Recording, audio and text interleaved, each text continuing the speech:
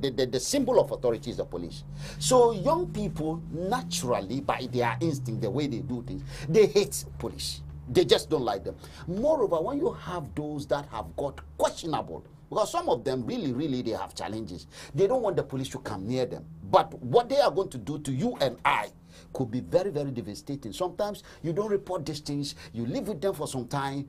So what this stop and search, and I don't want us to make a mistake of emboldening these young people. Some of them will say they've been excluded from school. There are very good young people out there that you meet with them, they see you, and sometimes the parents also encourage them to come to the police, play with the police, and the police are encouraged to work with the community. But we should also understand that there is a job to be done. It's the same as who cry that knife crime is going up, these children are doing this. We are crying, and we go back to say, oh, but we've seen, the police don't like them. We've seen that stop and search hasn't really made any significant impact. It is making, to be patient, what is stop and search?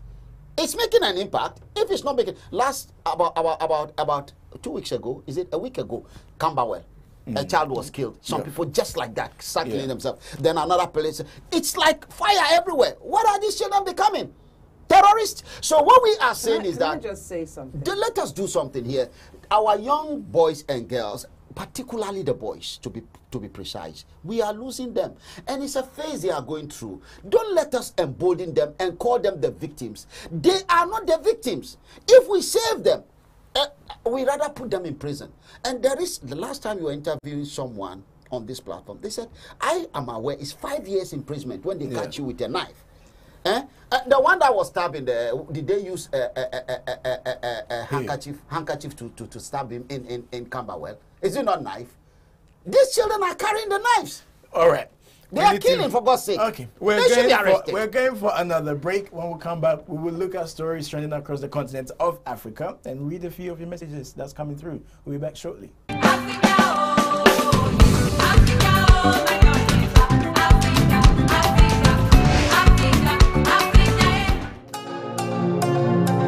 God. This program is brought to you by Pay Global.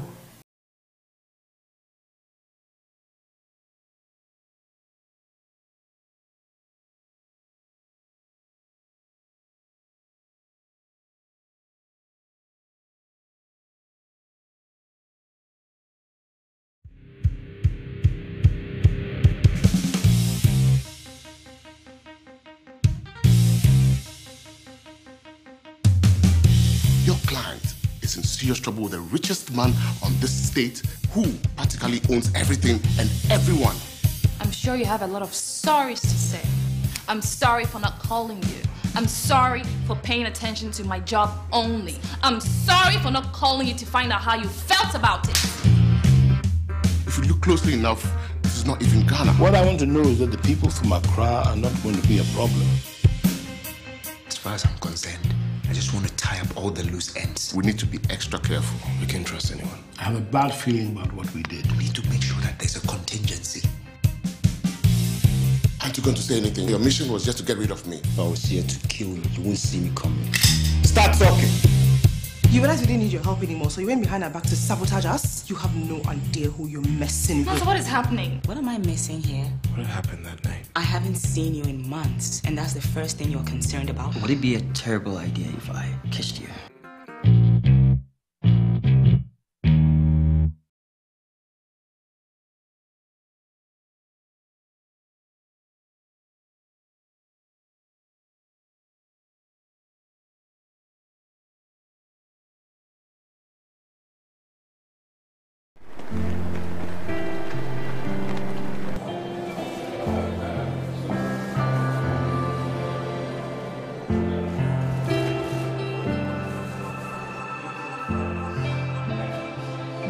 We can best honor his legacy by recalling his own words delivered at the Nobel Peace Prize ceremony, and I quote, "Securing real and lasting improvement in the lives of individual men and women is the measure of all we do at the United Nations. In these times of growing political divides and intractable conflicts, we need the peacemaking spirit of Kofi Annan more than ever. His most defining features were his humanity." This program is brought to you by Pay Global.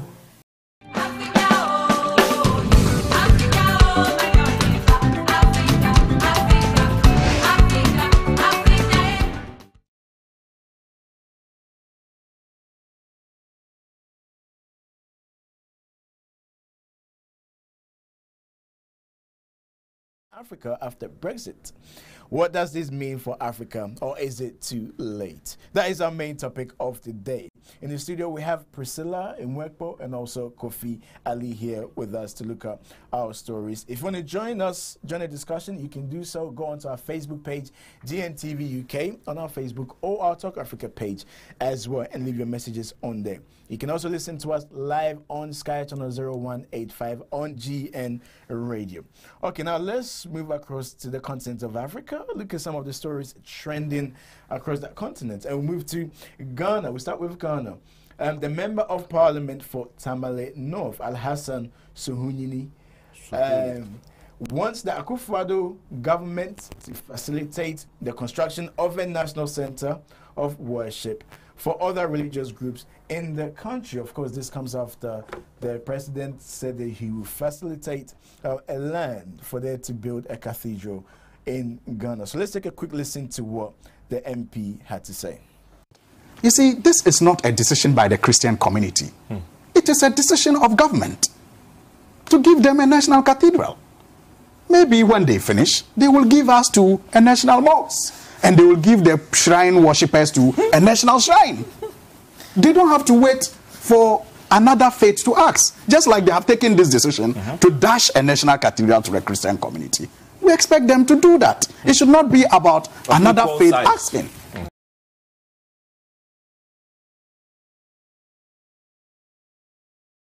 Son Suhuyini there talking about the fact that they should give Muslims a mosque and also people who believe in the traditional powers a shrine as well, Kofi. Thank you very much. In fact, sometimes you ask yourself, what kind of a country are we running?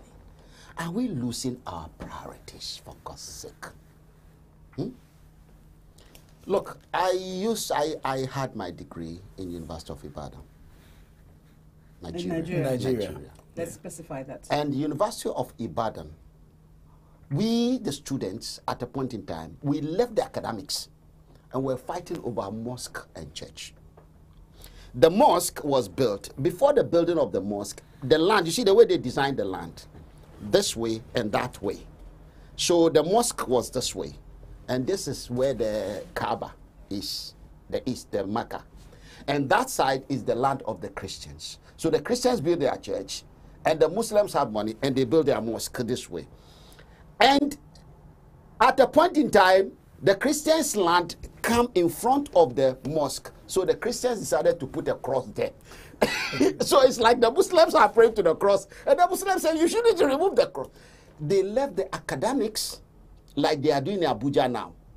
They are fighting over church and mosque. And in Ghana, we are becoming so disturbed. Cathedral, for God's sake. We should hear them building council houses. Our police, they say they want to build houses. They have to go to China to go and beg for money.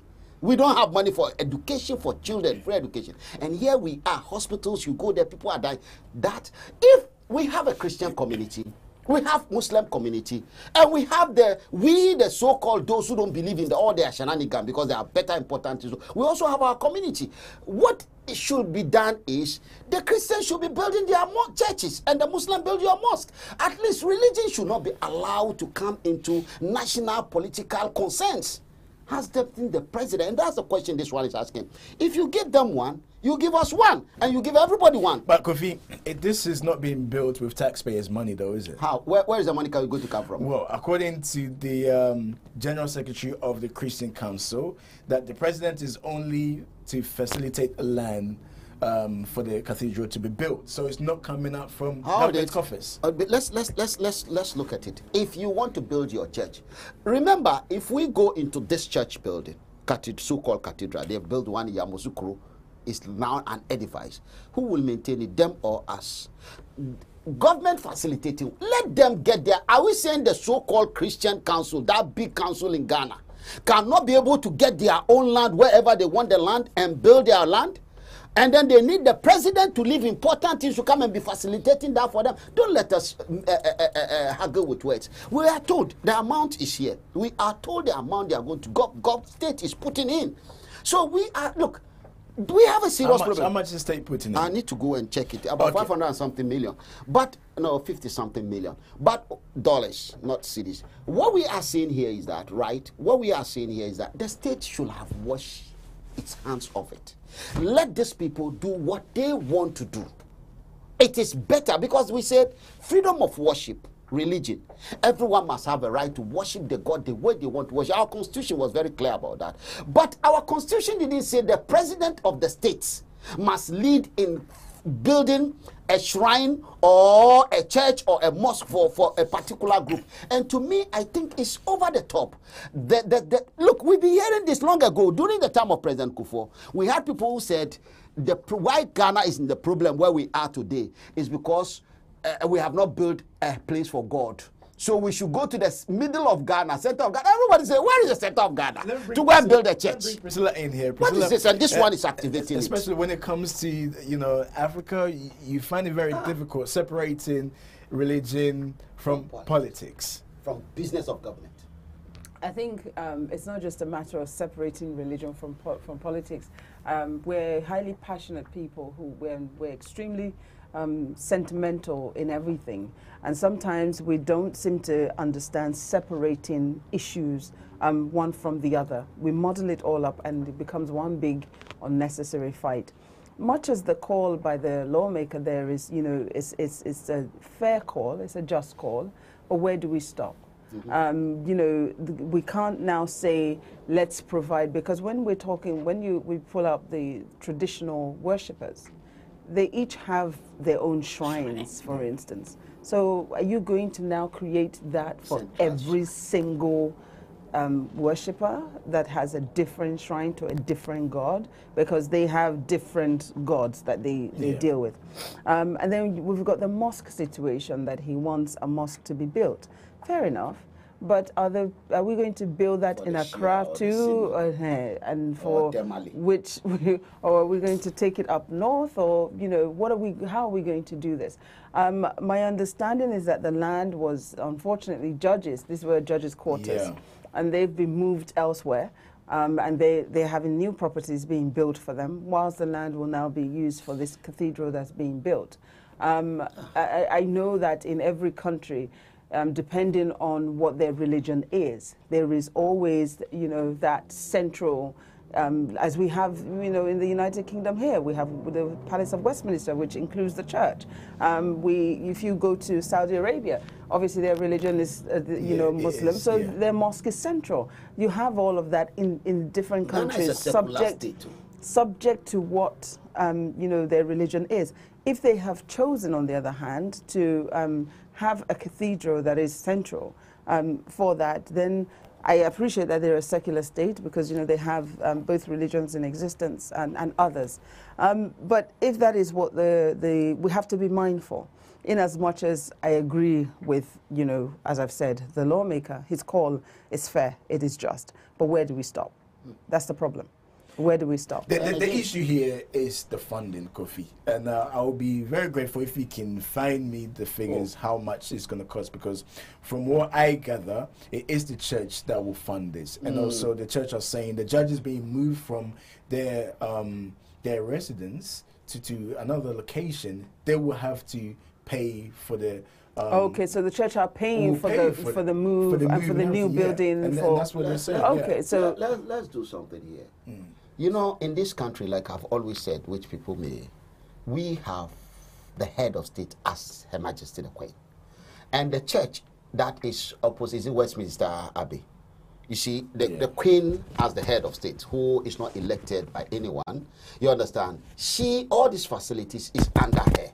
So you can see the religion of the Queen will be the religion of the state. When you go to Ghana, we do have president come, president go. So today, Nana Addo has come. setting a very bad precedent. It's going to give an advantage. And let me show you the amount we are talking about, because I think I have it somewhere here where somebody sent it to me that this is going to cost this much. And what the whole thing is that this one now is building a church tomorrow, because behind the whole thing is what? It's a political gain. Tomorrow somebody will come and say, now me too, I think the mosque. Then now we are moving judges. We are going to destroy houses that are there already, so that we build a cathedral. And we have Methodist church in Ghana. We have big churches in Ghana. There are so many big. Them alone, there are some that when I was a child, I would go and stand there and be looking at how God created this roof. You understand? And now I can see the technology they use. Now, what we are trying to look at is that there are enough churches. When you go to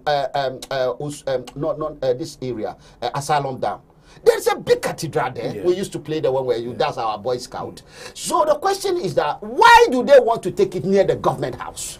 The area they are talking about, you know, that is where the parliament is. It's not far from the parliament area. Why? Hold on. What do they want to prove? Priscilla, what would be the outcome? I just wanted to look at it from Nigeria's point of view. If it happened to be Buhari who facilitated for a mosque or a land to be built for a mosque, the Christian will get their own too. No, I mean, in Nigeria as it stands, we already have a church and a mosque. I think they're side by side in Abuja. That's already established. So we recognize that we have a healthy divide of Christians and Muslims. Unfortunately, you know, there are other areas that we're not respecting what our constitution says with that. So all right, we're taking a quick break. When we come back, I will read out some of the messages that have been popping through and also look at other stories as well. We'll be back right after this.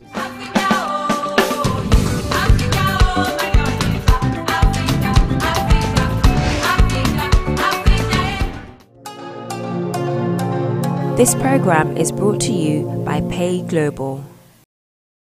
Now on the phone we have Chris Vincent, who is a journalist and is the editor of Ghana Celebrities. He's on the phone with us. Thank you for taking time to talk to us this morning, Chris. I know that you've written an article, particularly when the news broke out with Mensa Otabil's involvement in Capital Bank, and of course a lot of people spoke about it.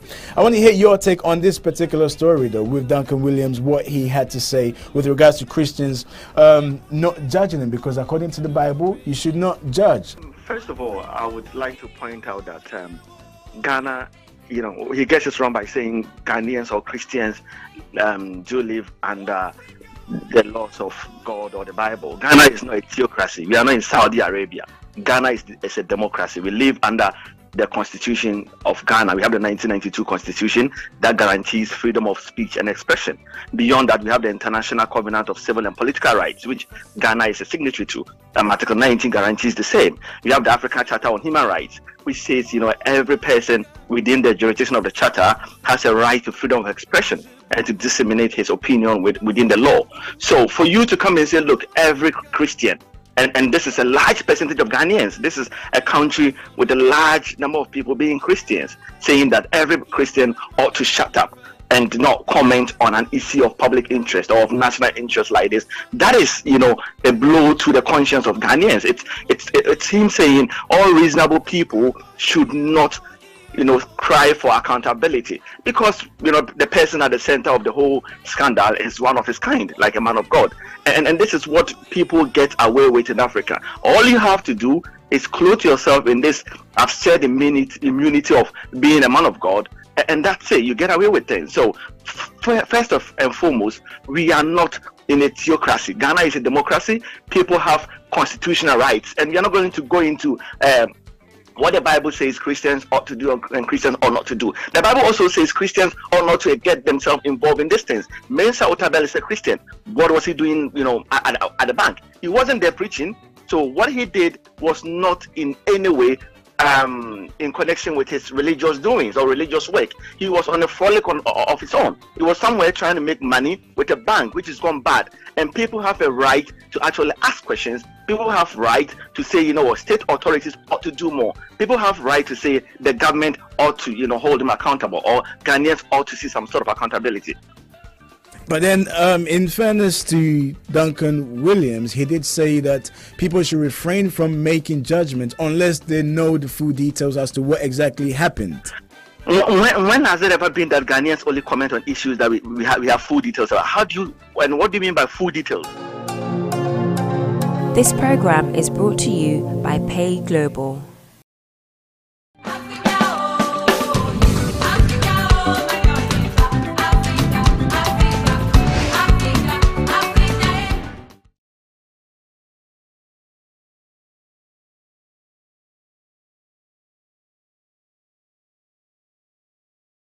I'm sure Kofi is still trying to look for the figures for us.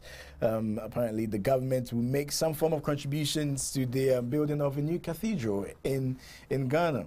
So, Kofi, whilst you're looking for the figures, let's move on, look at other stories, but let's take a few text messages that have been coming in. If you want to send a text message, you can do so as well. The number to send your message to is 077-879-39958. 077-879-39958. If you want to call in, it's 0203-735-8820 or 0203-286-0185. All right, let's take a few messages. This is from Kumi. Kumi is saying, I think this is purely political, and I think Nanado is just preparing for 2020 elections. Okay, let's take this one from James. James is saying, good morning to you and your panelist, Jones. Again, Nanado and the NPP governments are letting us down and letting Ghanaians down. I do support NPP, but on this case, I think they're wrong for getting involved with the church. Look on the streets, look at the streets of Accra. Look at the poor, look at the hospitals, education. Why would you want to lead a church to build a cathedral? So that's from James. Okay, this one is from Rita. Rita is saying, good morning to you, Jones, and your panelists. I think what Nanado is doing is good, but I also believe it's all down to politics. Why would you lead the cathedral to, why would you lead the church to, okay, I think what Rita is trying to say is, why would you lead the Christian Council to acquire land? I'm sure they can do that by themselves. Okay, that's from Rita. This is from Esther. Good morning to you, Jones. Today you're not talking about Mesa Otabel. No, we're not, Esther, because I know you sent a message yesterday. Yes, what Nanado is doing, I think, as a believer, I think is good. It's good because at the end of the day, Ghana is a Christian country. I don't think Ghana is a Christian country. Well, majority of people in Ghana are Christians, but I don't think Ghana is a Christian country. Our last one from... A Christian country doesn't mean other faiths do not exist within it. Ghana spend money on people every year to go to Mecca. Go and check. Yeah, so that's so if it's a Christian country, they should be sending them to Jerusalem.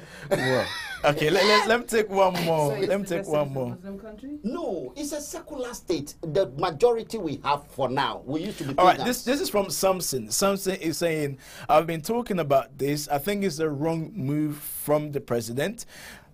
Stay away. Keep politics away from the church, and the church should keep away from politics. But here we go. This is Ghana. Anything and everything is possible. All right, keep your messages coming in. Kofi, have you found the figures yet? Oh, I don't think I all right. You don't have it. So I do.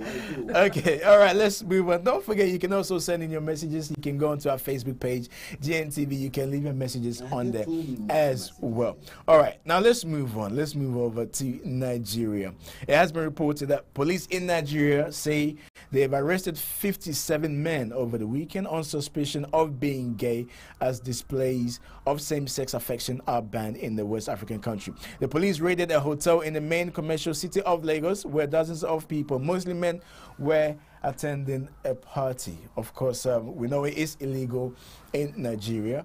Whenever this issue comes up, we tend to sweep under the carpet because we don't want to face it, that it happens, or it is happening across the continent of Africa. What gets to me is that the practice of homosexuality on the continent of Africa, just like everywhere else in the world, has been going on for a very long time. Yeah. And as you said, I don't know why we want to deny that it exists. and then we want to make such laws that, you know, we're going to just throw people in prison because of what they practice. Not only were these men arrested, the police have gone ahead to, they paraded them. So it's almost as though they went further to humiliate them. Yes. Yeah. And they've not been able to prove that they were actually, that they were participating in homosexual acts. Just because men are gathered doesn't necessarily mean that, you know, women gather all the time for summits and conferences and what have you. Empowerment, our favorite word. But that doesn't mean to say that there's some kind of homosexual activity going on. And, you know, the action of the police is quite unfair. Fair enough, raid the premises if you must, if there is an allegation, but at least get to the bottom of it before you parade these individuals and embarrass them in the manner that they've been embarrassed. That aspect of the act of the police is appalling, is poor. And that's always the issue here, Kofi. That you can't dehumanize them. Even if you're not caught in an act, the moment somebody suggests that you are gay, everybody gathers around, or the police quickly get in to arrest you. To be honest with you, I sometimes ask myself, like we just finished on the issue of the church, what are our priorities? What is the danger of somebody being a gay to another person who is a gay, or to somebody who is not a gay? We should start asking this question. Is there any real danger? Priscilla just said, this has been happening for so many years. If there is danger, right, in a country where we are even saying there's too much population, and a man wants to sleep with a man, a woman with a woman, whatever they are doing with themselves, why should we be bothered? But as soon as we start calling ourselves Christian country or Muslim country or this country, technically we have now assumed the morals of certain religion to be the morals of our country without thinking the rationale through the thing. And at the end of the day, this is what we do. So Nigerian police, people are having their party, and you went there and arrest people. Just to come back on what you mentioned about religion, Christianity and Islam. This was made into law back in 1901. By the British. Yes. Yes. At that time, it's just recently, the British had a rethink about who is gay and who is not. It's very recent. They are even not, they've not accepted it. They are still fighting over it in the House of Lords. So what we are trying to say is that the law. Let's clarify that they have passed a law. The issue is about whether or not they should be married. You're practicing your homosexuality is not a problem. It's about, and they have passed a law to permit that too. But yes, Africa frowns on it and continues to frown on it. Africa, if you say Africa, South Africa has passed it into law. So Africa has not. Okay, let that's us just one country by country. That's just one state out of just South Africa, 54.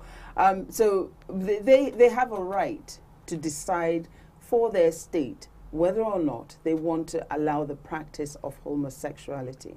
However, I think that when we get to the point of saying in this day and age that people should die because of their sexual orientation, or that they should be imprisoned because of their sexual orientation, that's where I think it's wrong. What we cannot ignore any longer, in as much as we have done over the years, we've been able to sweep it under the carpet, and what is even more hypocritical and sad about all of this is that those who are in various parliaments across Africa making these laws, some of them participate in these acts.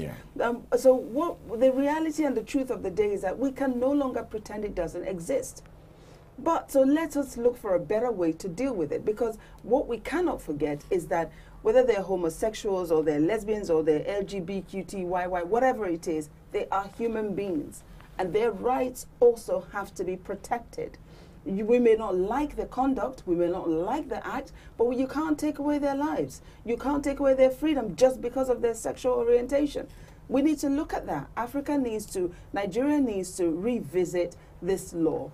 Are you going to now throw all of these men into prison? For 14 years. And because we created single-sex schools, we created single-sex this and that, those things that we've created in our African society, unfortunately, has encouraged the act of homosexuality also. We can't hide from that. Yes, you see, when I started my presentation earlier, I was reminded that what do you call it in 1901 the British. Yes. Yes. So it means we can't think for ourselves to say that, look, at this time is done, but this time what do we think about it?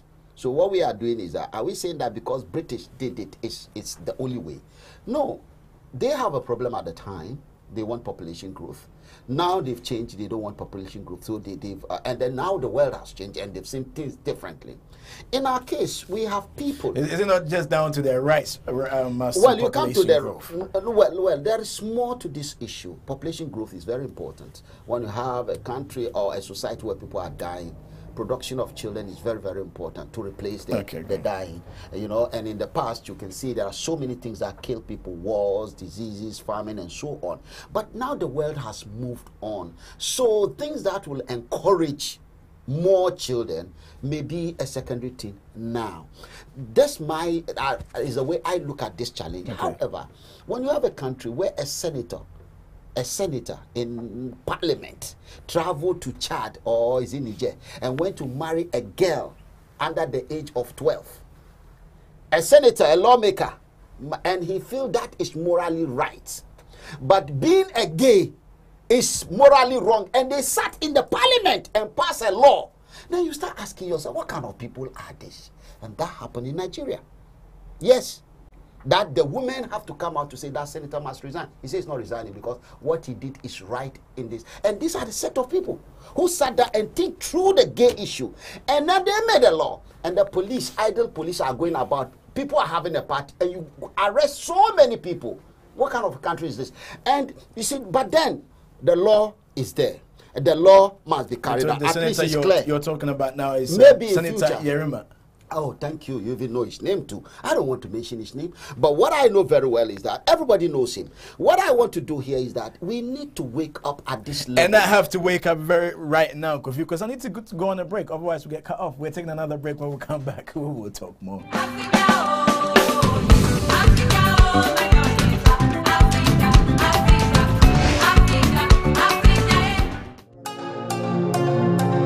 This program is brought to you by Pay Global.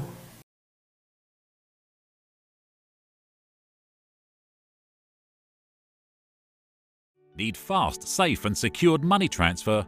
Think Pay Global. African digital payment solution with all your daily needs. Pay Global gives you the flexibility to accept payments wherever you sell, the ability to receive money at your fingertips. To accept international payments, think Pay Global. Easy, fast and reliable. Pay Global currently operates in Ghana, in the USA, Liberia, and the United Kingdom. To access Pay Global, you download the app from the Google Play Store or the Apple Store. You can also visit any of the Pay Global agents. Pay Global is a secure and reliable way to send money to Ghana. Hi, my name is Richard Harford. I'm the owner of an African restaurant called Asafu Restaurant, and I'm also a super agent for Pay Global. Pay Global, total convenience. Where have you guys been? You've been down south, have you? MTV Sugar is back. A lot has changed in Lagos since you've been away. No more girl next door. We all have tough decisions to make.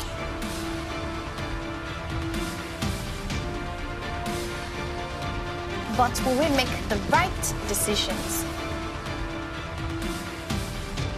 And who do you trust with your secrets?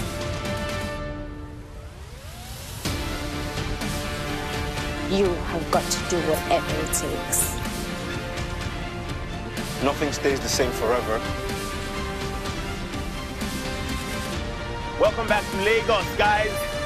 MTV Sugar Naija. Don't miss it.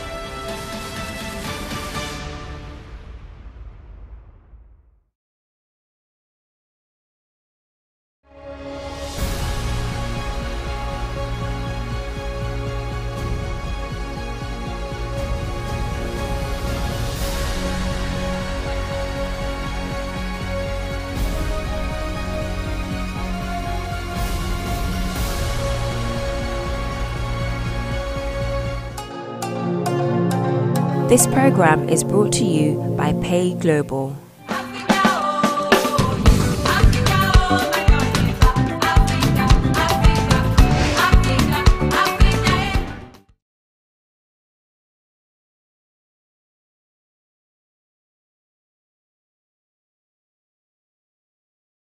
Has announced plans to boost Britain's investment in Africa after Brexit. What does this mean for Africa, or is it too late? That is our main topic of the day. We're still looking at stories trending across the continent of Africa. I want us to look at one or two stories before we move on. But before we do that, let's take a few messages on our coming through our text phone.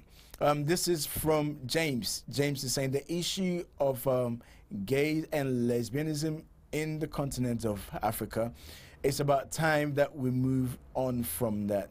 This is the 21st century. Whether we like it or not, it is happening and Africa must accept it.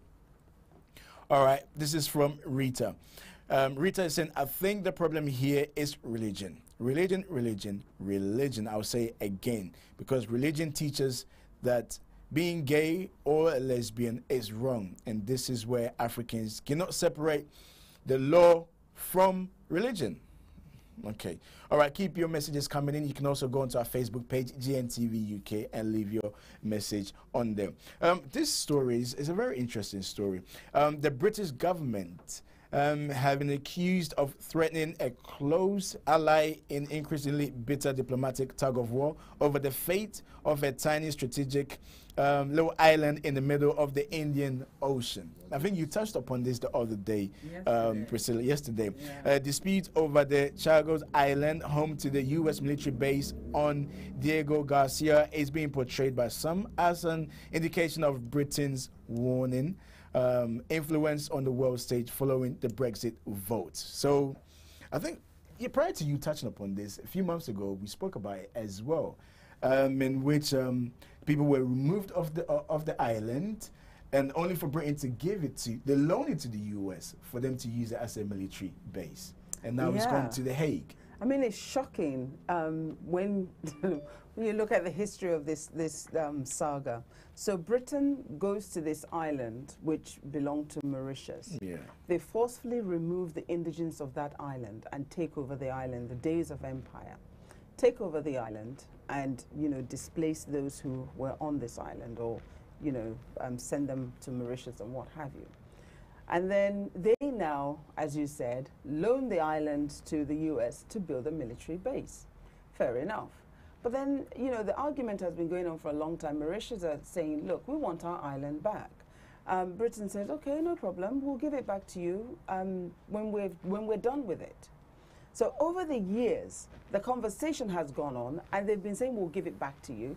The matter had gone to the UN Security Council, and since the Brexit vote, Britain lost some of her supporters because, you're leaving us. How do we support you in this?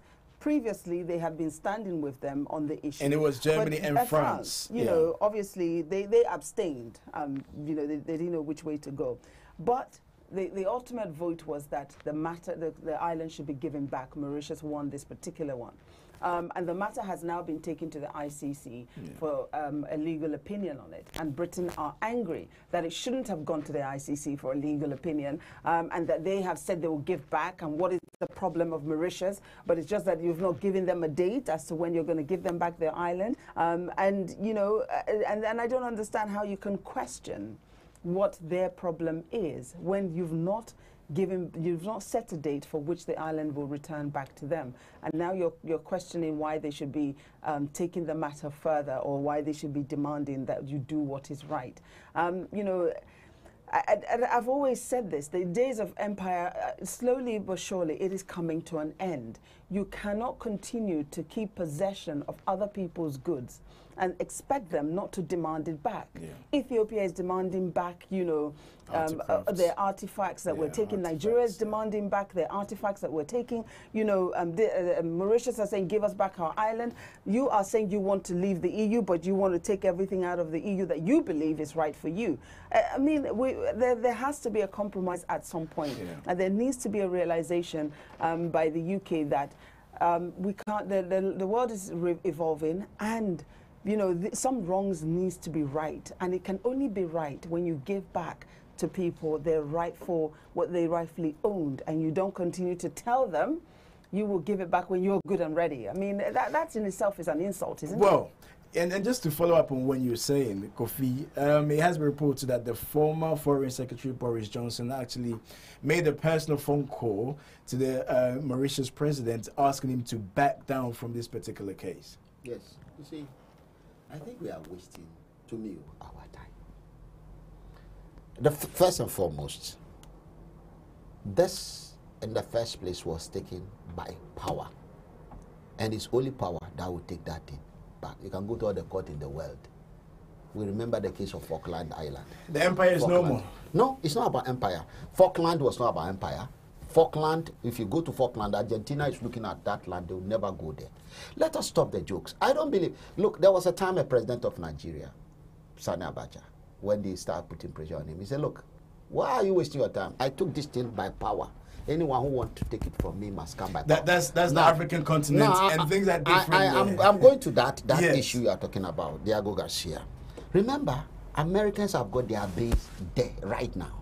At the time Americans needed the base, the British was the one in charge and the people were there. So they told the people, move quickly, we don't want one of you, because that's a condition Americans gave the British to start using the place for their military activities. Now, they removed the people within seconds. All of them are gone, and they told those who will be alive, who will stay, you will all be exterminated. So they removed them. Now, this is where power plays. Now, the land is given to the Americans. The Americans have put in a lot of things into that place strategically. They built a big base there. And probably they are paying rent to the British.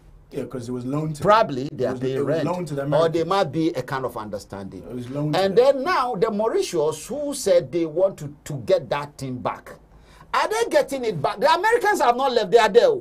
Are they getting it back from the British or they are getting it back from the Americans? It's not, No. they don't have any business with the Americans. They have business with No, fine. they don't. The British took their land. They are going back to the British to demand their land back. Whatever transpires, however which way, the British and the United States resolve their issues. Resolve their issues. That is their problem. It is not the problem of Mauritius to worry about whether or not the U.S. will leave. I think I should that be is for Britain to deal with that. Listen for some time, and it's my turn to talk. I must be allowed to talk. Please. Of course, I will allow you to talk. Please. And I'm allowing you to talk now. I believe in reality. What is on the ground? Fine. Those who say they want the land, they're taking Britain to a court. To a court. Fine. Boris Johnson was just playing with them, honestly. They can go to United Nations, go to anywhere. The British are not leaving that thing and they are not giving it out. We have St. Helena, who is occupying it. We have, there are so many islands. In fact, Spain have taken a land in Does it make it right? Does it make it right? Well, how did they got it in the first place? It's not about right or wrong. Please, I don't do right or wrong. What we do is that if we want this thing back, and we are serious, then we need to reorganize ourselves. Why? Because the way they took it by force. You can't, there's no court. All these things, the European Union are not backing them up. France has also got some island that belong to people. They should hand it over. So the British are not giving this thing. I don't want this moral thing. Hey, that island, Mauritius, they can talk as they like. The only one, if they are properly organized, is the African Union who can collect that thing. But if they say they are not giving it, how did British left? I'm coming. Let me end this one. Yeah. How did British left Hong Kong? Did you think they begged them to leave? No. It's the Chinese who told them that you leave or we declare war. And they don't want to fight with the Chinese. And so they packed and left. They left crying. So this one, you come and tell us to beg them to leave, they'll never leave. We'll so see what forget happens, it. because they've taken it to the... Which I think it's good that Mauritius is trying to go through the peaceful method to attain this. and it's for Britain to what comply. Can they do violence? All right. let's move on, Kofi. Continue to share your messages on our Facebook page, or you can text in 077-879-39958. If you want to call in, it's 0203-735-8820 or 0203-286-0185 to join the conversation. Let's move on now to our main topic of the day. Theresa May has announced plans to boost Britain's investments in Africa after Brexit. What does this mean for Africa, or is it too late? I'm sure we have some bites of Theresa May yesterday in South Africa after her putting on a bit of dance moves, swinging from left to right. All right. Okay, we're taking a quick break. We're going to take a quick break because the footage is very long. I want to give our listeners and viewers the opportunity to hear exactly what Mrs. May had to say, and also give our viewers opportunity, if you haven't seen it yet, the dance moves. My goodness, she can dance. The Prime Minister can dance. No, I'll see if Priscilla will be able to demonstrate that move as well. And Kofi Ali as well. We're taking a quick break, and when we come back, we will talk more.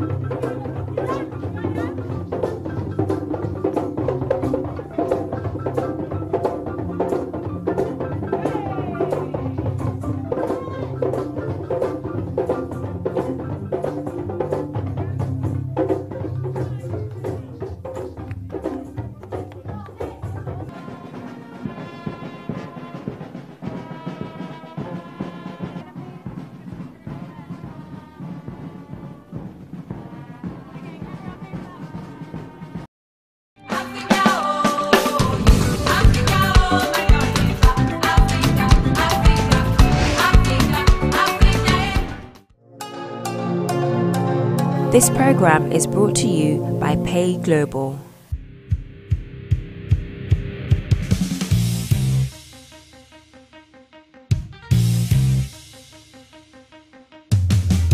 Your client is in serious trouble with the richest man on this state who practically owns everything and everyone.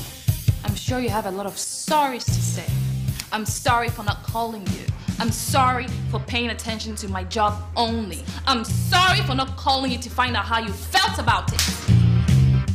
If you look closely enough, this is not even Ghana. What I want to know is that the people from Accra are not going to be a problem.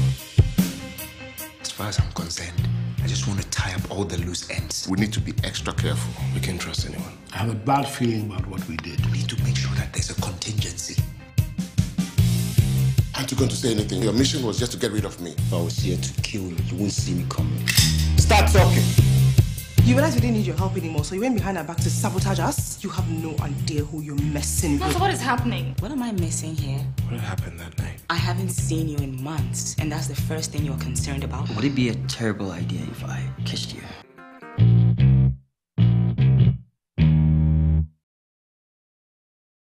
E-News Redefined. Wondering what's going on in the life of your favorite entertainment personality? Wonder no more, because the Daily Setbit has got you covered with the latest in entertainment news, gossip, fact, rumors, and of course, some sizzling interviews. Not just that, did you know actor Jimmy Fox's real name is Eric Malone Bishop? I bet you didn't know. On the Did You Know segment, we bring you some mind-boggling facts you might not know about your favorite celebrity. We don't only set the trend with our stories, we bring you trendy videos and images that have gone viral on social media. Your entertainment just got better.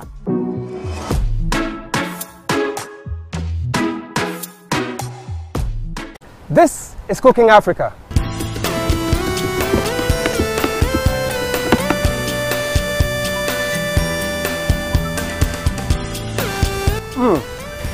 This is delicious. I'll vote Naomi as a winner for today's competition. You're still watching Cooking Africa. Cooking Africa, showing on GNTV. Where have you guys been? You've been down south, have you? MTV Sugar is back. A lot has changed in Lagos since you've been away. No more girl next door. We all have tough decisions to make.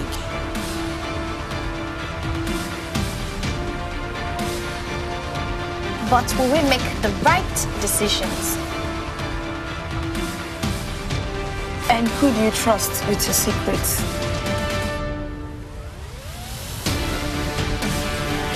You have got to do whatever it takes. Nothing stays the same forever. Welcome back to Lagos, guys. NTV Sugar Naija. Don't miss it.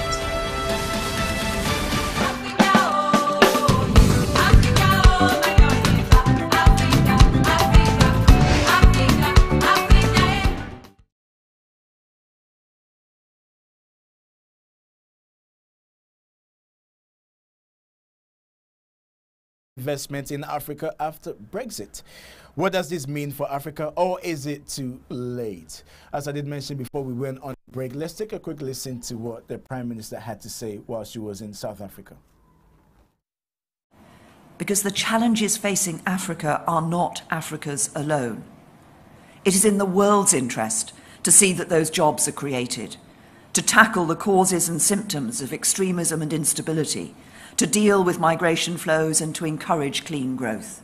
I'm delighted that we will today confirm plans to carry over the European Union's Economic Partnership Agreement with the Southern African Customs Union and Mozambique, once the EU's deal no longer applies to the UK. In 2018, African and British security are inextricably linked and mutually dependent. That's one of the reasons why I continue to support calls for a permanent African presence on the UN Security Council. So a driving focus of our development programme will be to ensure that governments in Africa have the environment, knowledge, institutions and support to attract sustainable long-term investments in the future of Africa and Africans. And to help bring those investments about, I can today announce an additional £4 billion programme of UK investment in African economies that will pave the way for at least another £4 billion of private sector financing. This includes, for the first time, an ambition from the UK Government's Development Finance Institution, CDC, to invest £3.5 billion in African nations over the next 4 years. Giving a speech, one thing that stood out in particular was the fact that the UK will invest £4 billion in African economies. So if you're in a gender discussion here, you can call in 0203-735-8820 or 0203-286-0185. What does this mean for Africa? Priscilla. Her speech sounded so good, didn't it? Yeah, it did. You know, you want to applaud her because you know it sounds so good. But unfortunately, you know, we can't ignore history, nor can we ignore what is already on the ground. We can't ignore the issues and the realities of the day, and those are these. Mrs. May has, as I applauded her yesterday for working so hard. You know, with this whole Brexit situation, trying to make sure that she leaves Britain in a position of strength. She leaves Britain in a better place. And thus, if it means doing the rounds in Europe and across the planet to meet with world leaders, to secure trade deals or to secure conversations that will ensure that Britain, you know, can still be able to continue as Britain with as much of a minimal damage as possible, she's making that happen. So I congratulate her for that, and I applaud her for the effort that she's put in. However, when she announces and says, oh, Africa's problem is not just Africa's problem alone, it's a world's problem also, and now we must address this issue. Are we addressing this issue today because we really feel that it's in the interest of Africa we're addressing it?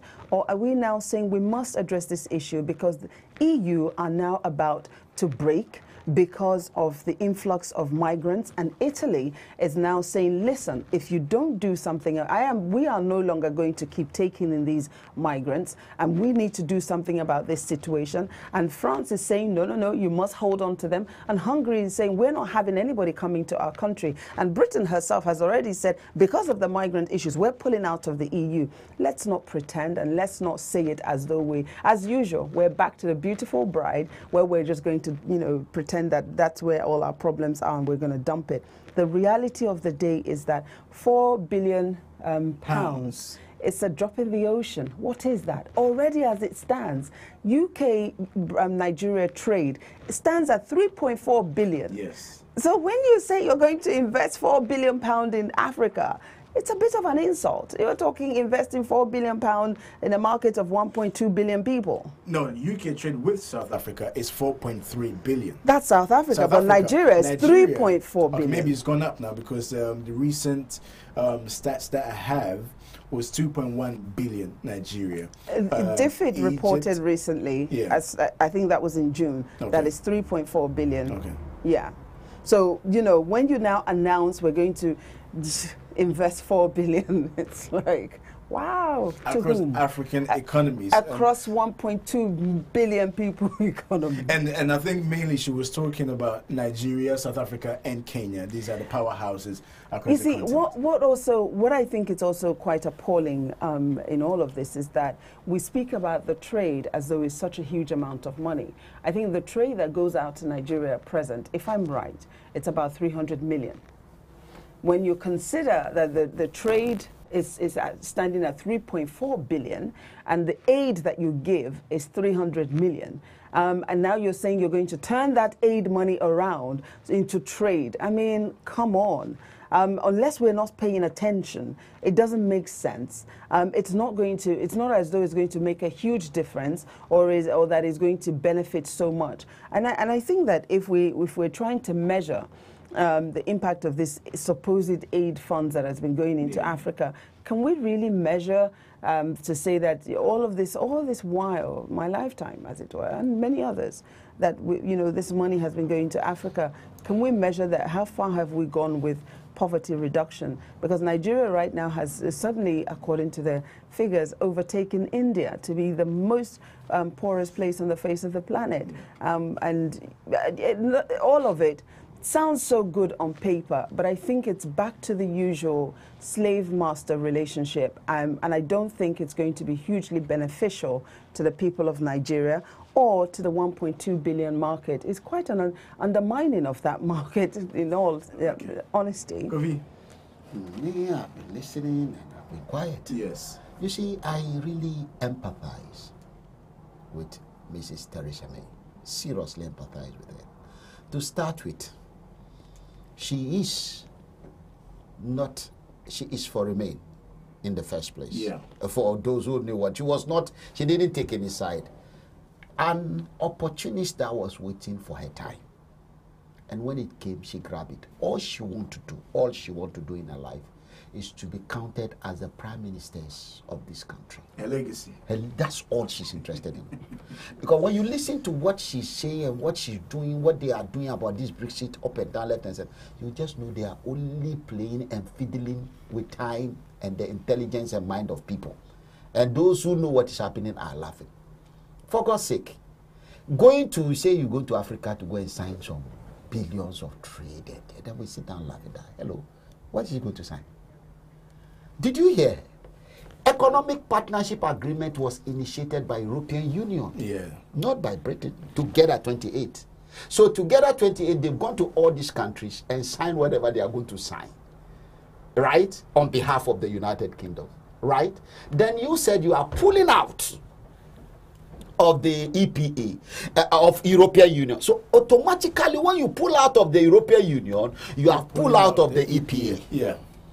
Now they are signing their own version of the EPA separately. That's what she's saying. And look at the interesting thing. Do you know that sometimes we laugh, and this is what they say: a politician is not the person, only the person that is elected into a political office. We are all politicians in a way. Do you know that the largest trade between Britain and Nigeria, let me take one example, is in petrol. Britain export refined petrol to Nigeria. And it's the largest portion of the trade. Then you ask, what is Nigeria selling to them on the return? What trade are they coming to do now? China has gone and signed everything already. In fact, in Ghana, we have a whole town, bauxite, gone to China. And that's what we're asking. Is it too late? So, if Theresa May is going there to say she's going to sign the surplus, maybe she's welcome. But there's one interesting thing. She's going to 3 countries. There are 54. And South Africa cannot tell Nigeria how to manage their business. Nigerians will not tell Kenyans how to manage. So she's going to Kenya, Nigeria, and South Africa. What about Ghana? They think they go to Nigeria and sign something and we will accept it? No, but Nigeria did not sign to the EPA previously. That's probably one of the reasons why. Because don't forget that the agreement was between the 3 different economic development areas in Africa. Be patient with me. Don't let us even fall into that trap. Let Priscilla finish. No, she's spoken for some time. It's my turn. Am I going to sit here for nothing? I am tired though. I'm here to talk about these issues.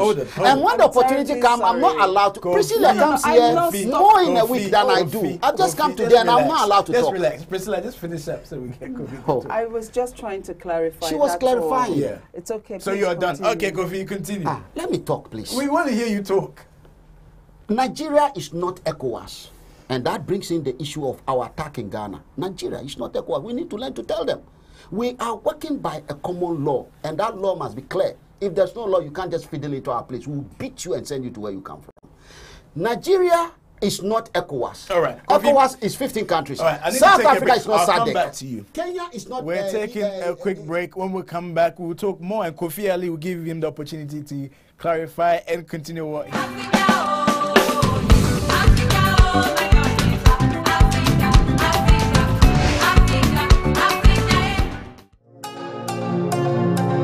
This program is brought to you by Pay Global.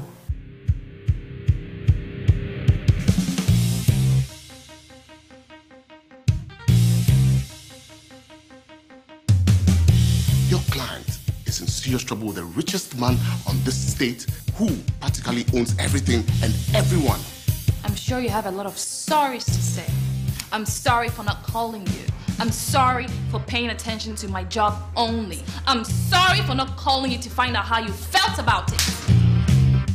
If you look closely enough, this is not even Ghana. What I want to know is that the people from Accra are not going to be a problem. As far as I'm concerned, I just want to tie up all the loose ends. We need to be extra careful. We can't trust anyone. I have a bad feeling about what we did. We need to make sure that there's a contingency.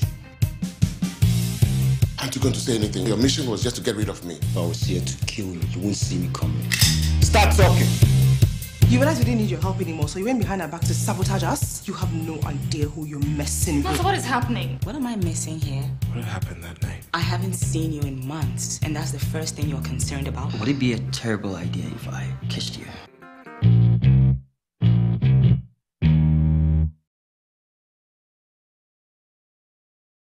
I believe the Security Council and the UN should be reformed, and I've made that clear. The financial institutions here in Washington and the Security Council should be reformed.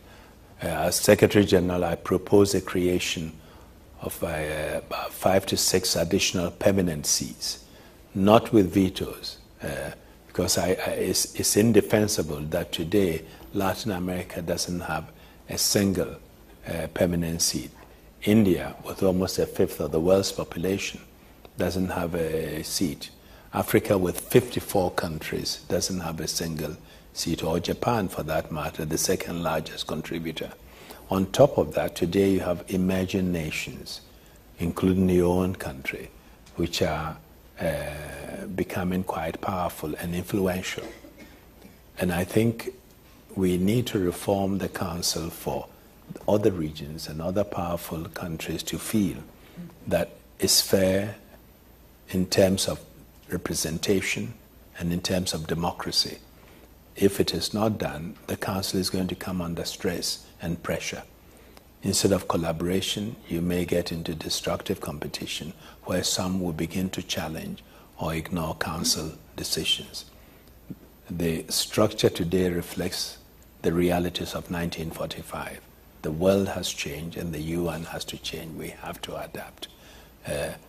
I don't think we can. People ask me, why didn't you take away the vetoes? It's not going to happen. Yeah, to take away the vetoes, you need the agreement. This program is brought to you by Pay Global.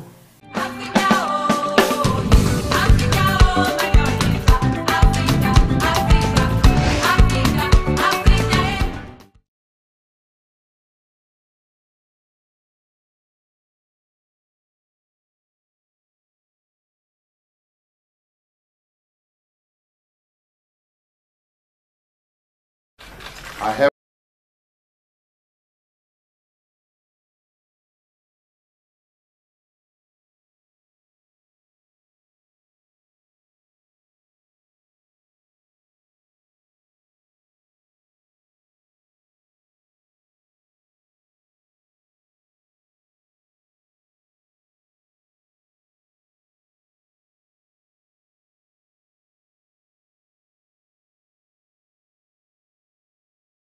you can't sign anything. Anything has to go through the parliament of that country. But these people just go and sign something and they are gone, and before you know, structures are growing, which is totally wrong. And most of the time they commit us to unholy alliances that are not good for anyone. It's sad that if Britain want all the countries on the continent of Africa to sign, they will all sign one by one. In fact, earlier in my submission, the EPA issue in West Africa, when they brought this in, Nigeria indeed refused to sign. Has Nigeria signed or not? And why didn't Nigeria sign? Gambia, Nigeria, that's why they removed Yajame.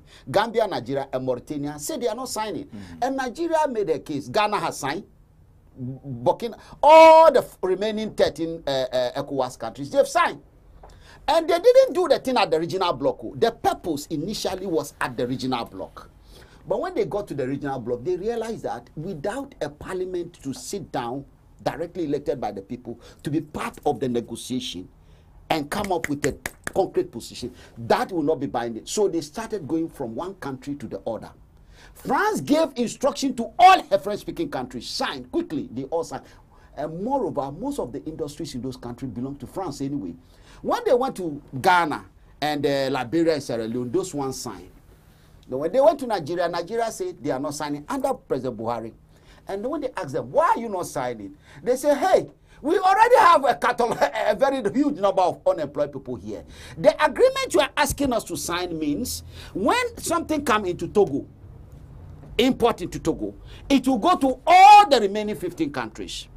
And we don't want that because that will kill our own industries that we are struggling with. And indeed, Nigeria has got more industries in West Africa than any country. And so she is worried about her industries. Others, the 15 countries, don't care because they don't have them. All the industries in other 15, the remaining West African countries, they are foreign owned.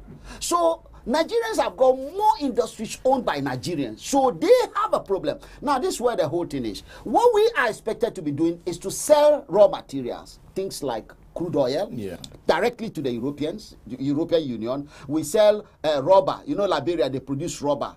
Do you sell it to them? Cocoa, sell it directly to them. Then they will convert them into finished goods and sell finished goods to us and dump into our market. So this is what Nigeria said they will not sign. And it makes sense. However, how can you alone say you are not signing when the 40 remaining ones have signed? So it became a complicated case. Now, Theresa May is going about signing her own again. We say anything they bring, we will sign because we are very vulnerable.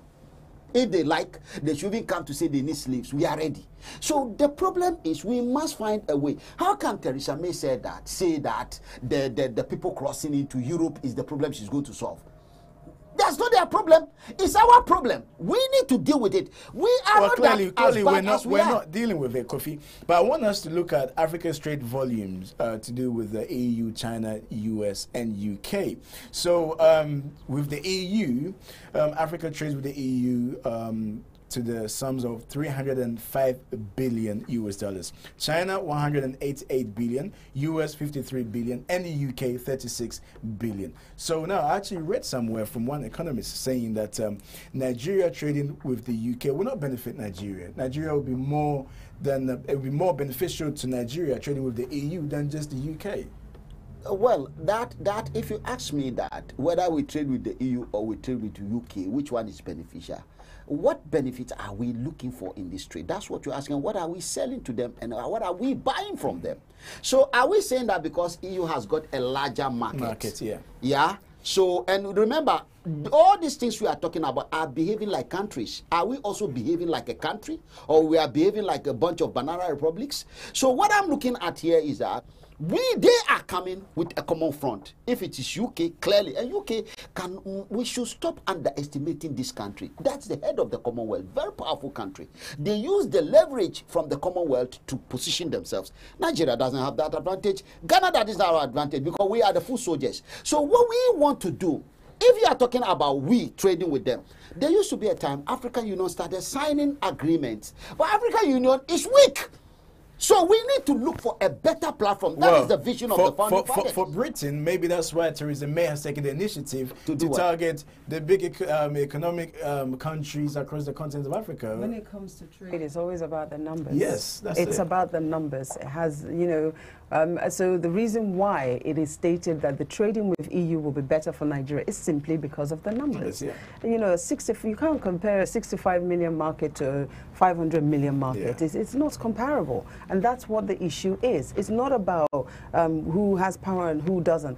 But I think what is important here is that I think that there's a great opportunity on the ground where Nigeria is concerned, because she is a huge market. She needs to begin to leverage on her strength. This is an opportunity for Nigeria to be able to table in the interest of Nigerians. For instance, when Britain went over to India and said, yeah, I wanted to begin to negotiate trade, India said, fine, we can talk, but let's also address the visa issues. Because when our people come into your country, we want them to be treated better. Now, there is a visa war right now going on between Nigeria and the UK, which has meant that if you carry a British passport as a Nigerian, you have dual citizenship, and you want a visa, I think it costs in the region of £300. These are some of the areas that Nigeria needs to look into when you're bargaining, negotiating in the interest and for the benefit of your people. There is that. So, you know, of course, when you're going to the EU, when it's a 500 million market, the beauty about the EU is that I make my item. It doesn't matter which EU country it goes to. I don't need to change how I do it or how I ship it or how much it costs me. I do it in one bulk. But that must be done to the benefit of the African country that is coming from, as much as it is to the EU countries that it is going to. So that is the issue. That is the situation. This whole issue of the migrants, you know, as I said yesterday, and I've heard a parliamentarian say it here in the UK, when we stop interfering with other governments, with other countries, we will have less issues with the migrants that come over. We can't go over there and disrupt other people's countries and then expect that, you know, we're not, the outcome of that, unfortunately, is that it's the migration of people. Human beings have been migrating from the beginning of time. But the kind of migrants that we're having today are not migrants that are born out of because they are necessarily coming with the right skills or what have you. Those migrants will always find somewhere to go to because countries will always welcome them. We're talking now economic migrants that do not have the skills but just want to get out. And they will do anything to do that. There is a difference there. And they will endanger their lives in order to be able to get out of the country. So the help needs to be the right kind of help. But these African countries must table in the interest of their people and for their benefit, and not just sign up to EPA just because of, you know, they've been asked to. All right, take a few messages from our Facebook page.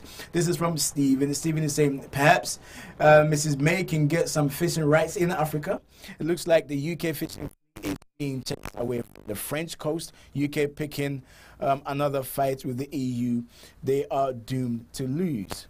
And this is from Gichera Peter. EPA was one of the examples of government signing individually without parliamentary discussion. It's like a command from former colonizers. May is on such a mission once again. So that's from our Facebook. You can also go on there and share your messages as well. Let me come back to you, Kofi. I feel very pain when I listen to certain things and I look at how we look at things. How rational is it to say that 27 countries working as one, and Nigeria alone trading with them, and anyone feel that makes sense? So all people care is about their Nigeria. And you don't realize that what Nigeria does, Ghana will respond in a way.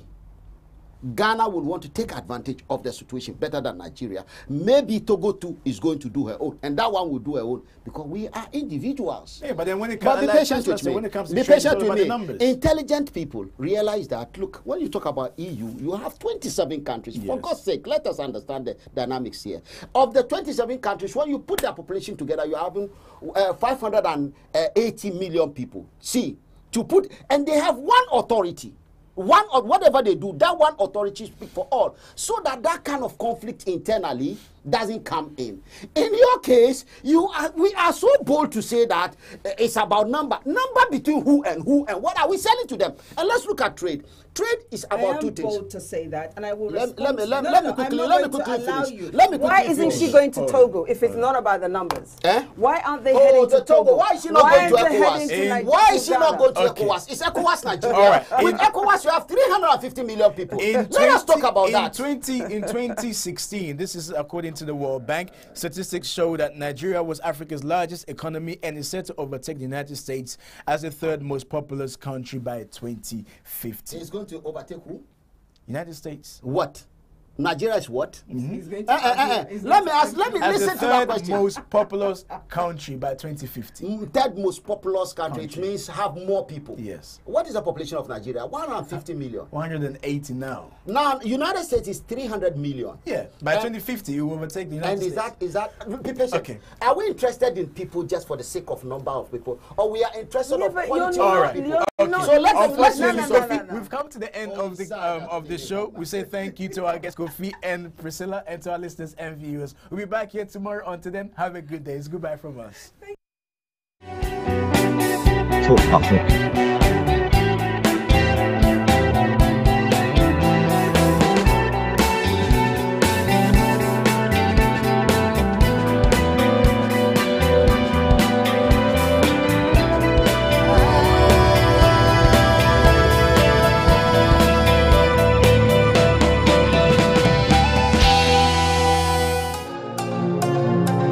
This program is brought to you by Pay Global.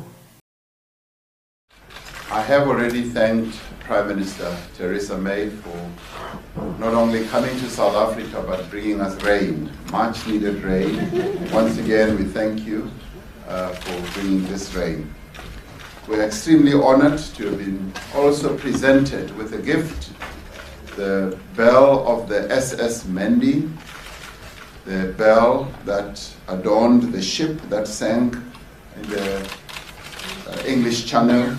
During our talks, we reviewed a range of bilateral as well as continental and global issues. We have noted with great satisfaction the strong relationship between South Africa and the UK in wide-ranging areas of cooperation. I was honoured today to hand over to you and to the people of South Africa the ship's bell from the SS Mendi and commemorate the troops who lost their lives when the ship sank in the English Channel over a century ago. The historical links between us are hugely important, but our partnership today should be based on more. The UK and South Africa enjoy a broad and forward-looking relationship, and we've committed today to reinvigorating it for the future. We want to be South Africa's partner as we deliver the better lives that our citizens aspire to and deserve. And I look forward to continuing to work with you in the years ahead to deepen our friendship and to achieve our shared ambitions. Thank you. Thank you very much.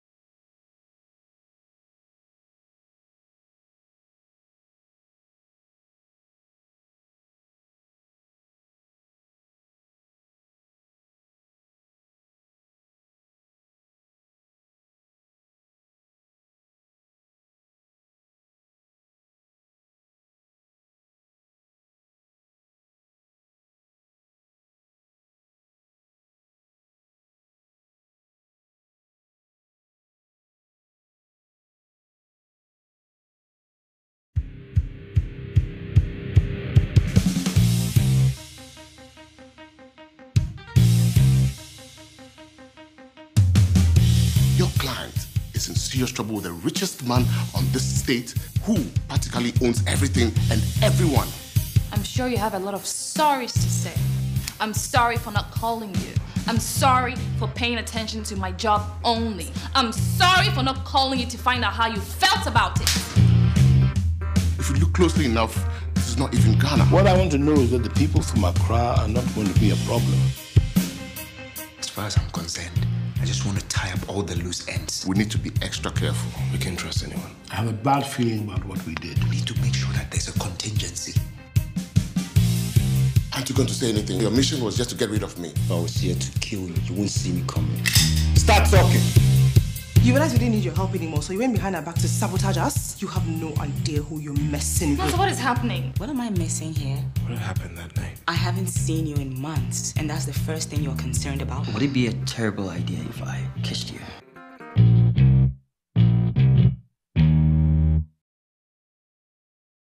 E-News Redefined. Wondering what's going on in the life of your favorite entertainment personality? Wonder no more, because the Daily Setbit has got you covered with the latest in entertainment news, gossip, fact, rumors, and of course, some sizzling interviews. Not just that, did you know actor Jimmy Fox's real name is Eric Malone Bishop? I bet you didn't know. On the Did You Know segment, we bring you some mind-boggling facts you might not know about your favorite celebrity. We don't only set the trend with our stories, we bring you trending videos and images that have gone viral on social media. Your entertainment just got better.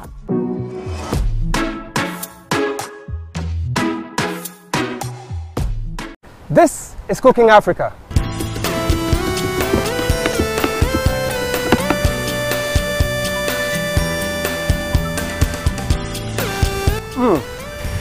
This is delicious.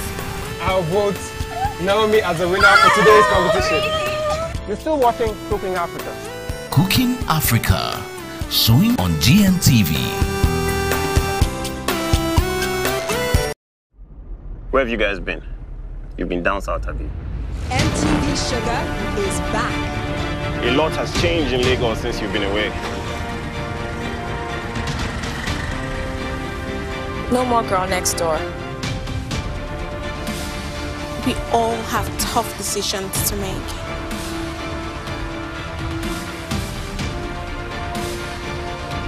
But will we make the right decisions? And who do you trust with your secrets?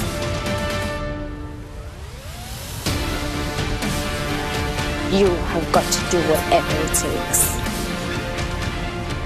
Nothing stays the same forever. Welcome back to Lagos, guys. MTV Sugar Naija. Don't miss it.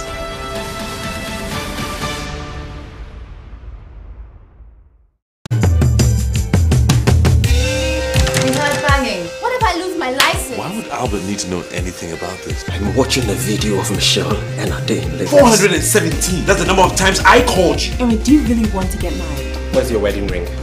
I want a divorce. This is your girl. Isn't she perfect? Stop! I promised Ivy she will never have to carry. You can't get away with this. Can't get away with it. Have the original, Chris. My friend. Oh, what a bunch of idiots we've been. He's dead. We are a train wreck, Eric. Always been and we always will be. Never forgive you for this. I am the one carrying the baby in my body. I am the one who has to deal with all the hormonal changes in my body. Are we friends? You need to get out of there now! They want 10 million CD. I will never see her again. You better hope they find all else. Adam's Apple, the brand new season. The sexy, sassy Wahala continue. Where have you guys been? You've been down south, have you? MTV Sugar is back. A lot has changed in Lagos since you've been away. No more girl next door. We all have tough decisions to make.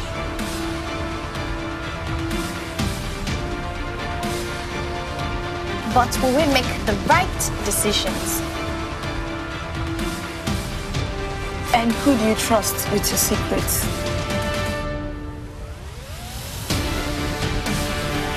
You have got to do whatever it takes. Nothing stays the same forever. Welcome back to Lagos, guys.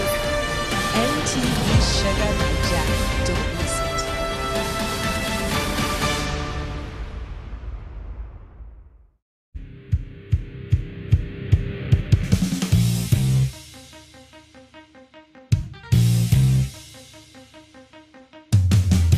Your client is in serious trouble with the richest man on this state who practically owns everything and everyone.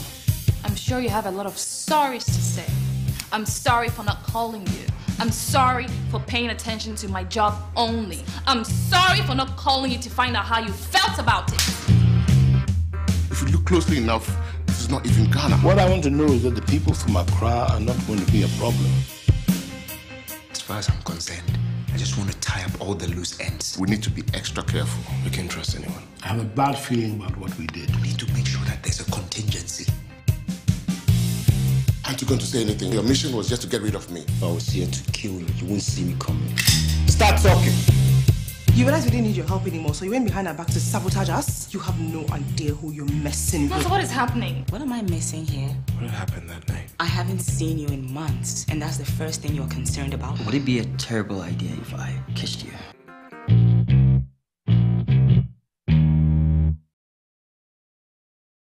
E-News Redefined. Wondering what's going on in the life of your favorite entertainment personality? Wonder no more, because the Daily Setbit has got you covered with the latest in entertainment news, gossip, fact, rumors, and of course, some sizzling interviews. Not just that, did you know actor Jimmy Fox's real name is Eric Malon Bishop?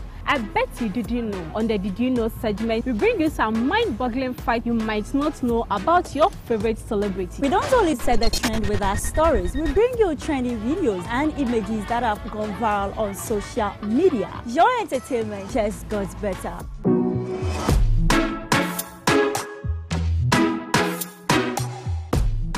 This is Cooking Africa.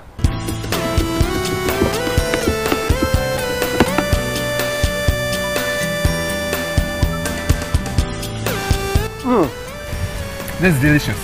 I'll vote Naomi as the winner for today's competition. You're still watching Cooking Africa. Cooking Africa, showing on GNTV. Where have you guys been? You've been down south, have you? MTV Sugar is back. A lot has changed in Lagos since you've been away. No more girl next door. We all have tough decisions to make.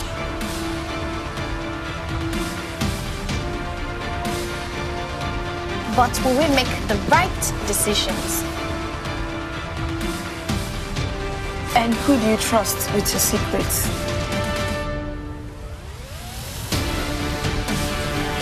You have got to do whatever it takes. Nothing stays the same forever.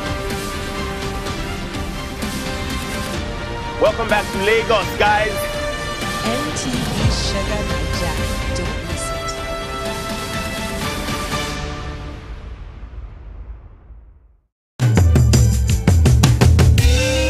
You heard banging. What if I lose my license? Why would Albert need to know anything about this? I'm watching a video of Michelle and Ade in Lagos. 417. That's the number of times I called you. I mean, do you really want to get married? Where's your wedding ring?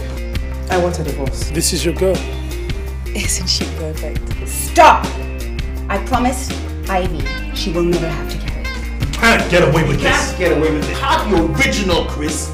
My friend. Oh, what a bunch of idiots we've been. He's dead. We are a train wreck, Eric. Always been and we always will be. Never forgive you for this. I am the one carrying the baby in my body. I am the one who has to deal with all the hormonal changes in my body.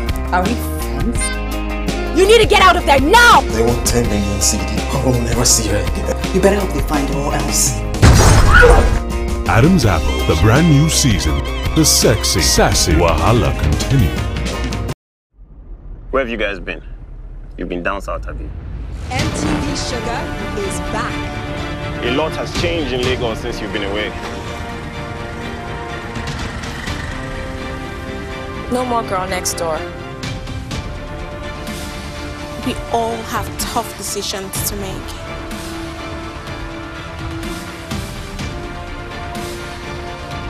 But will we make the right decisions? And who do you trust with your secrets?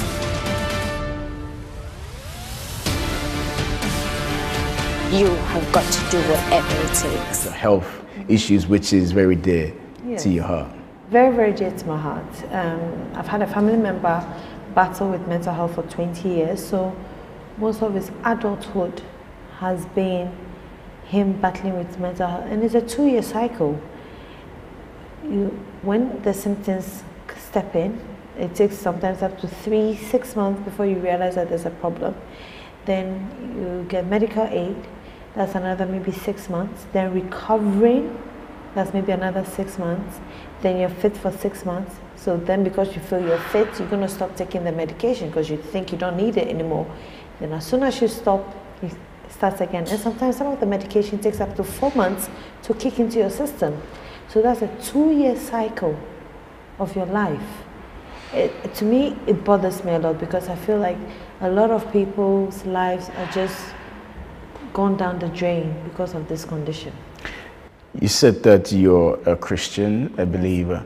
Do you think religion is detrimental to mental health? We have given talks in churches to try and make people understand the condition of mental health. We have given talks in churches to let people change their mindsets about mental health. In churches, they will tell you it's a curse. Yeah. People in church, some churches will not take medication because they believe that prayer and fasting will solve all their problems. God doesn't make mistakes. God made a scientist develop medication for a reason.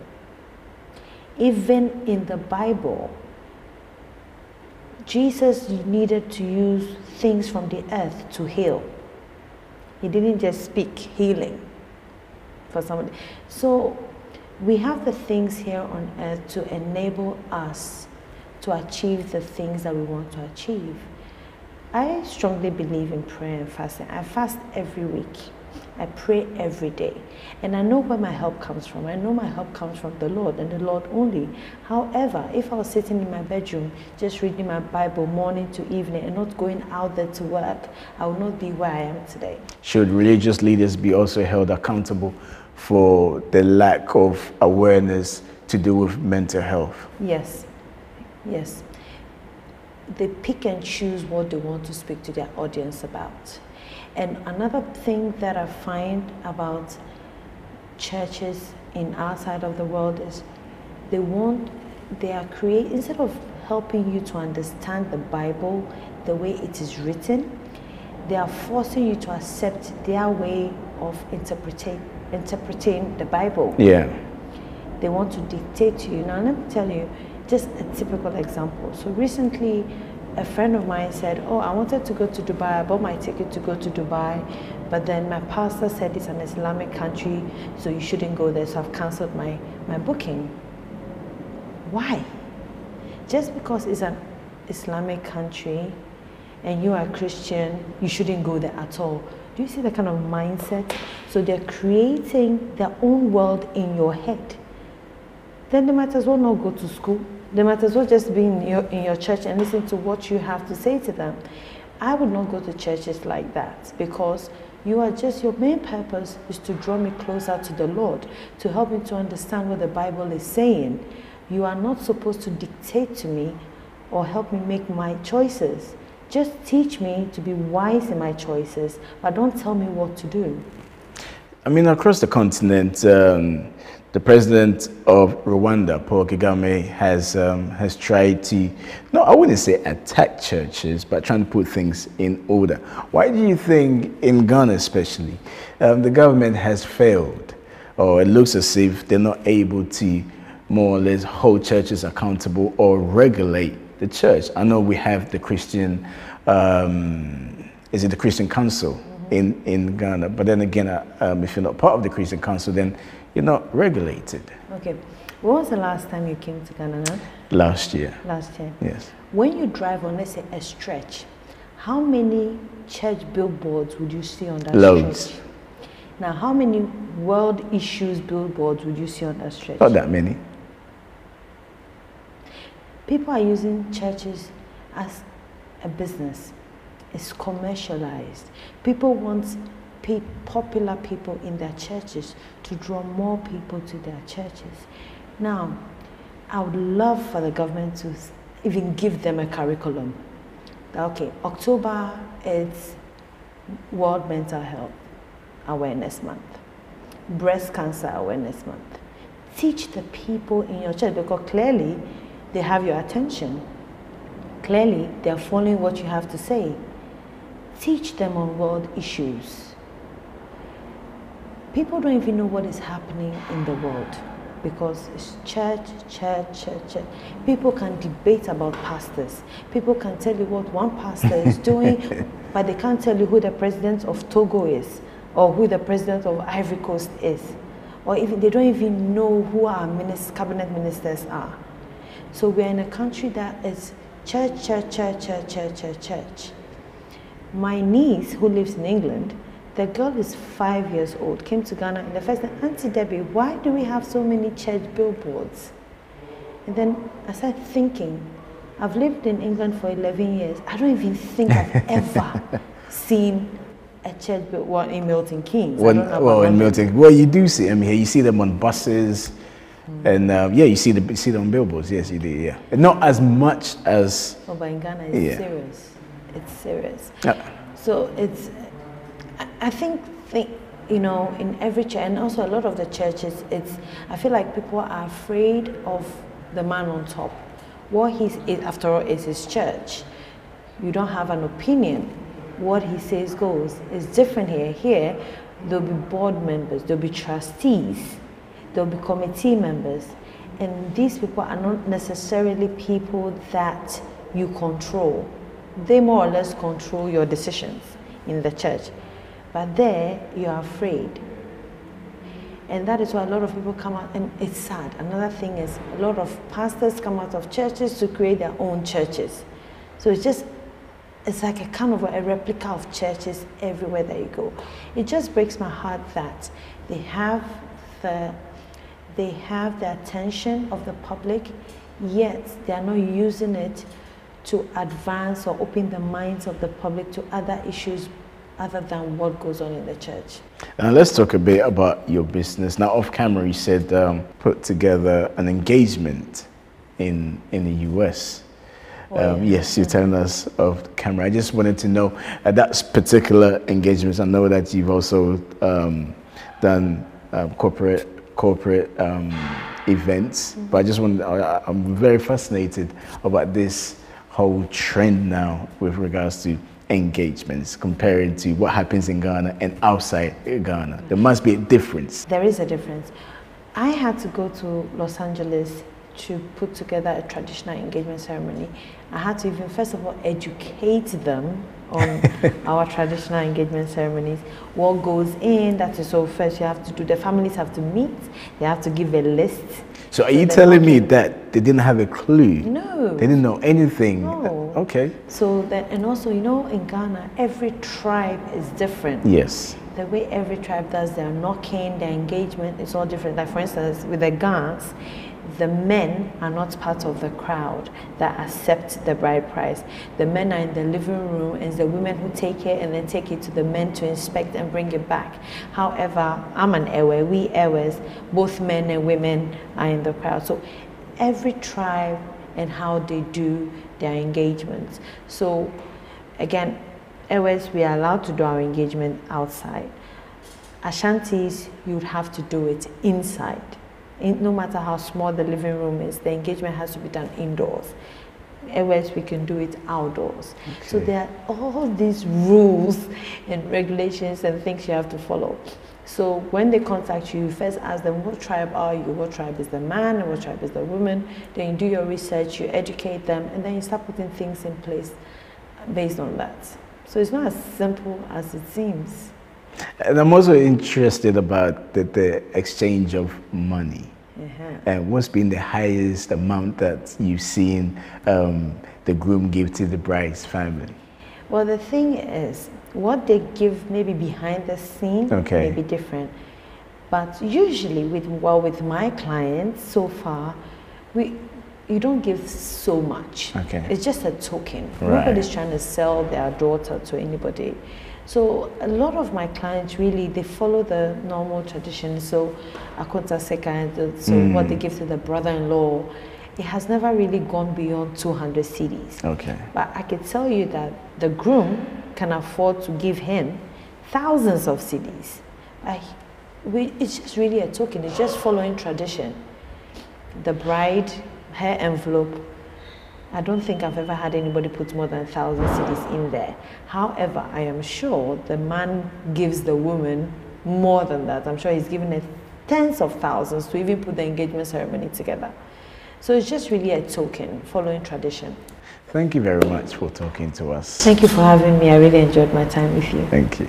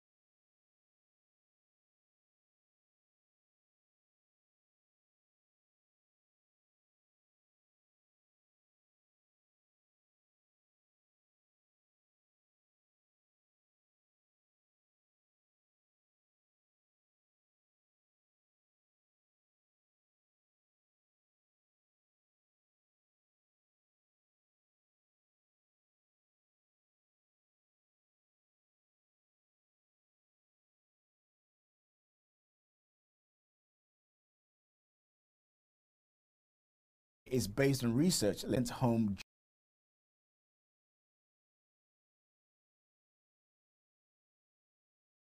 It was just like, where the hell do you get such a weapon?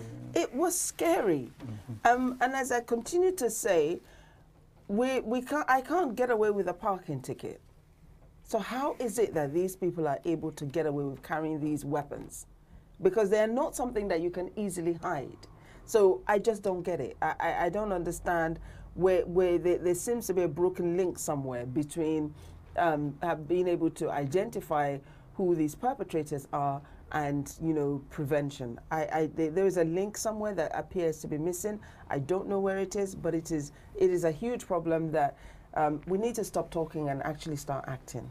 Well, last week, the government, that was a statement by the government which said it's giving the police more power now to be able to convict or go after people that they've seen on YouTube videos or social media glorifying gangs.